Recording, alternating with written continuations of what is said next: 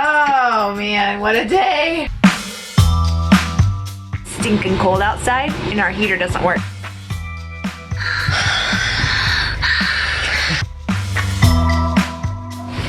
It's snowing in the desert!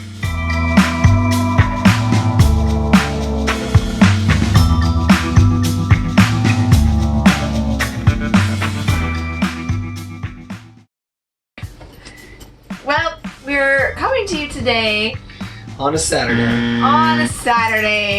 Sometimes plans just don't go accordingly. John is allergic to the desert. We've discovered the very fine particles in the air just really bother him. And they've had a couple of like high warning days where the dust particles were just astronomically high. Yeah, and the pollen, and I guess we didn't realize that this is kind of spring. And then out of nowhere, as soon as I can start breathing again, I get this like little sore throat tickle that turns into a full-on like laryngitis. Yeah. And now I squeak. I like squeaky, John. I don't like... Mike! I found a chocolate bunny! So that didn't go as planned, but that's okay.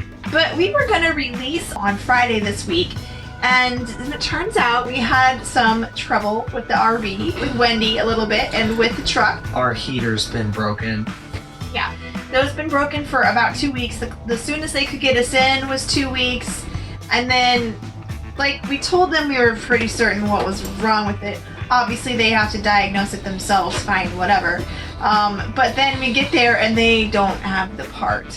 It's funny, it's Wendy is a 2018 Keystone Passport, and she's so new that the heater, which is also kind of a newer model, they don't have replacement parts for yet. So they had to order one from the factory, and it's like a week and a half now. And then we have to figure all this warranty stuff out. It's a lot more complicated than we thought that it was gonna be. So this is real life. I mean like real life. This is my bed. It's sleeting in the desert. Now I love snow when I'm prepared for snow. But sleeting in the desert when your heater is broken is not fun. Whatever, we'll get that figured out. But in the meantime, we took the truck in earlier this week on Monday because the truck has been having a little power issue. I wanted to make sure the truck is up and running, and we have an extended warranty that we bought on it, so it's worth taking it and just getting it fixed. Yeah. Well, they figured out what's wrong with it. I thought it was going to be a fairly quick fix, and they were like, yeah, we got to order the parts. I'm like, oh gosh, I got this appointment for the RV, you know, and so I drop it off on Sunday. They have it for an entire week almost. And don't touch it. They don't do anything to it. They gave us a rental.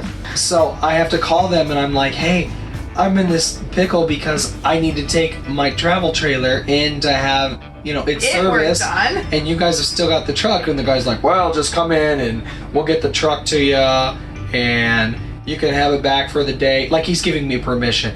You can have it back for the day and then just bring it back into us on Saturday. Like, an incredibly long story short, we've had a lot of mechanical issues recently.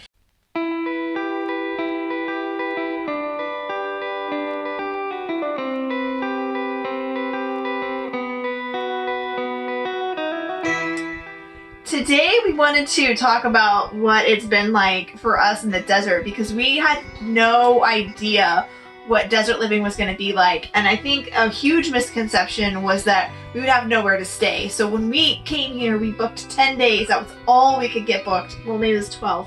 12 days. Yeah, it was 12 days. It was all that we could get booked in a park. And then we were like, all right, I guess we're learning how to boondock. Which way is it? Over here? It's that way. Is that way? That way. I like the crossing. It's over here. Check this video out. A tiny trailer down there. We climbed up the mountain and succeeded. Now we're looking for a route to go down. Yep. There's Saddle Mountain. Rock climbing dog. Go on, Cinder.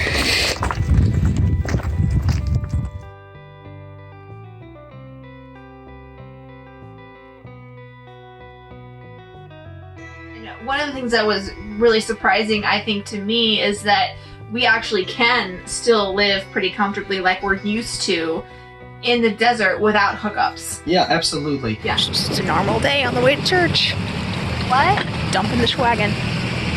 There are really a ton of places to camp around the Phoenix area, the Phoenix metro. We use Campendium and we use freecampsites.net, but there are so many more opportunities out there than are actually on these apps or on the website, so you have to do a little bit of digging. Some really neat They spots. are there. One thing that we discovered we've been staying on and hopping around on is state trust land, and you have to have a permit for your RV and you have to have a permit for each of your vehicle. vehicles, but it's $20 total Yeah, for a whole year. for a year. We did accidentally stay on some private property and we didn't realize it. We weren't run off or anything, but we did find out Well, later. we moved. We pretty- moved. We don't have a park fee here.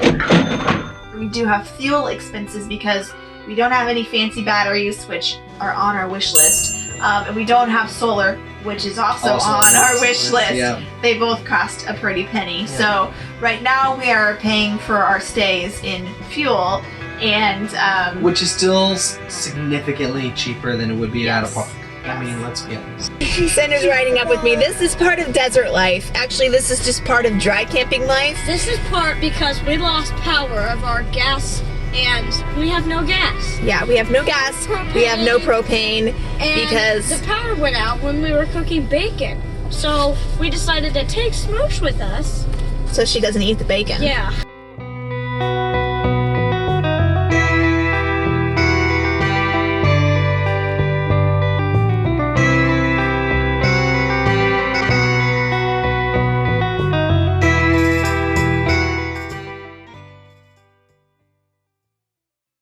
What's been one of your favorite things about camping in the desert?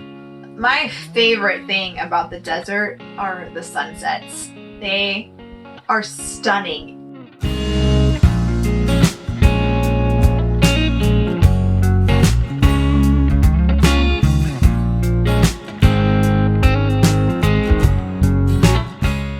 The sun goes down behind these mountains. Yeah. The black Little shadows sentinels that stand out there along the horizon. like on the It's horizon really with neat. the orange and pinks in the background. And The sunsets, I would say, rival just about any we've ever seen anywhere, including the mountains. honestly, yes, Kansas, we love our mountains. beach, you name it. The sunsets here are pretty They're epic. amazing. What's your least favorite thing about the desert? Mine, of course, is the allergies. Yeah. It's filthy. It's so dirty. I cannot handle the dust. It is everywhere all the time. Plumes of dust, and it's fine. It's not sand here. We thought we had this picture I in was our thinking head that was desert like like dunes Sahara, of sand. like grains of sand. No, this is no, like it's a powder. fine powder, which is why your allergies are Yeah. so bad. But it sticks to everything. And this girl here, like, wait. She's No. fairly clean. She's like, what are you doing? There are many days where you'll come Yeah. in and you can see where she's been petted by the children because Yes. there's handprints and streaks. I mean, it's on our ceilings, Yeah. it's on our blinds. I regularly go through and I have to wipe down all the walls So and clean. the ceilings. My gosh, today I did 12 loads of laundry, and it's been like a week and a half, maybe 10 days. The dust does come down occasionally, usually when it rains or maybe even snows a tiny bit. We did get some white precipitation of some sorts. It's snowing in the desert! What? It's rain snow.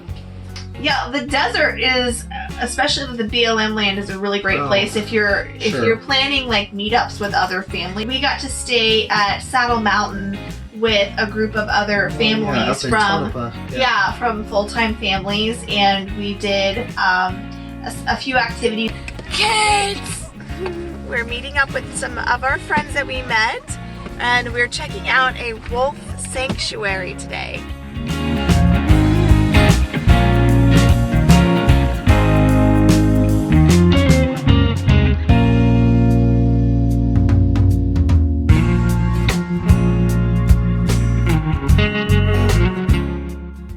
Well, what'd you think about feeding the snacks, the treats to them?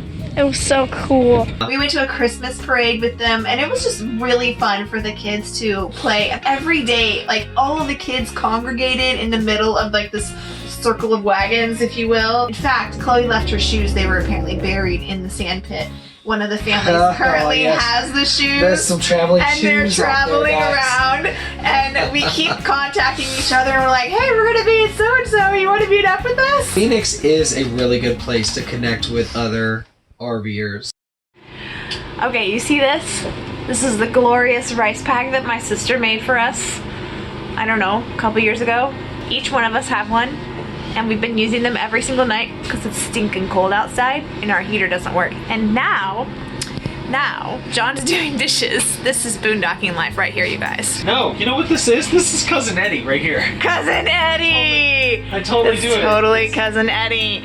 Now it's like 10 o'clock at night and the sink is bubbling because it's full. I haven't been paying attention to it, and sure enough, it's full, so I gotta go put it in the schwagon. so that we can empty it. We aren't playing around, man. We're wearing footy jammies, extra blankets. The kids all have their rice sacks. We put them in their beds, go nice and warm. This wintertime action at night. Yeah, it's like summertime in the day and wintertime at night, exactly. Everyone is telling us this is really unusual. This is People really are wearing cold. like, you know, it's like 40 degrees outside. People are all wearing all their winter stuff. You know why? It's because we broke our heater. Yeah, that's why. That's why. Thanks, Wendy. Sorry, Phoenix. It's our fault. It's our fault, guys. And thank you for joining us. Catch us next week because we have some really great tips and tricks for you in regards to RV safety with kids. Yep. So tune in next weekend for that, and then on Tuesday for your Real Talk Tuesday. If you are a for travel Travelers. nurse, there's some really good stuff coming up soon. Yep. And yeah, if you enjoy these videos, please like, subscribe, and hit the notification bell.